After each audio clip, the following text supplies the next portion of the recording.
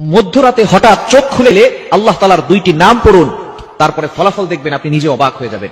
মধ্যরাত, এই রাতটা হচ্ছে রাতের শেষ অংশে যদি আপনার চোখ খুলে যায় তাহলে মনে করবেন আল্লাহ তাআলা আপনাকে সফলতার দ্বার প্রান্তে পৌঁছে দেওয়ার জন্য আপনার চোখটাকে খুলে দিয়েছে। কিন্তু দুঃখজনক হলেও সত্য, আমরা অনেকেই রাতের বেলা হঠাৎ করে চোখ খুলে গেলে অথবা ঘুম ভেঙে গেলে কিন্তু আমরা আল্লাহকে স্মরণ করি না। এই সময়টা হচ্ছে সবচেয়ে গুরুত্বপূর্ণ সময়। বুখারী শরীফের বর্ণনা, নবীজি সাল্লাল্লাহু আলাইহি ওয়াসাল্লাম জানিয়ে দিয়েছেন, নবীজি সাল্লাল্লাহু আলাইহি ওয়াসাল্লাম বলেন, রাতের শেষ অংশে, মধ্যরাতের পরেই রাতের শেষ অংশে যখন রাত একেবারে গভীর হয়ে যায়, এই সময়টা আল্লাহ তাআলা প্রথম আসমানে চলে আসেন এবং আল্লাহ তাআলা বান্দাদেরকে ডাকতে থাকেন, কার কি লাগবে আমি আল্লাহর কাছে চাও।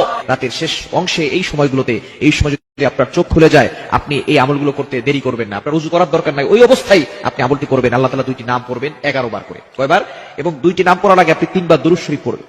দুরুদের ভিতরে সর্বশ্রেষ্ঠ দুরুদ হচ্ছে দুরুদ ইব্রাহিম। এই দুরুদটি বেশি বেশি পড়ার চেষ্টা করবেন। আল্লাহুম্মা সাল্লি আলা মুহাম্মাদ ওয়া আলা আলি মুহাম্মাদ কামা সাল্লাইতা আলা ইব্রাহিম ওয়া আলা আলি ইব্রাহিম ইন্নাকা হামিদুম মাজিদ। আল্লাহুম্মা বারিক আলা মুহাম্মাদ ওয়া আলা আলি মুহাম্মাদ কামা বারাকতা আলা ইব্রাহিম ওয়া আলা আলি ইব্রাহিম ইন্নাকা হামিদুম মাজিদ। এটা আপনি 3 বার করবেন। আর যদি এটা একটু বেশি কষ্ট হয়ে যায় তাহলে সাল্লাল্লাহু আলাইহি ওয়াসাল্লাম, সাল্লাল্লাহু আলাইহি ওয়াসাল্লাম, সাল্লাল্লাহু আলাইহি ওয়াসাল্লাম, এটা 3 বার পড়বেন। এরপর আল্লাহ তাআলার দুইটি গুণবাচক নাম পড়বেন।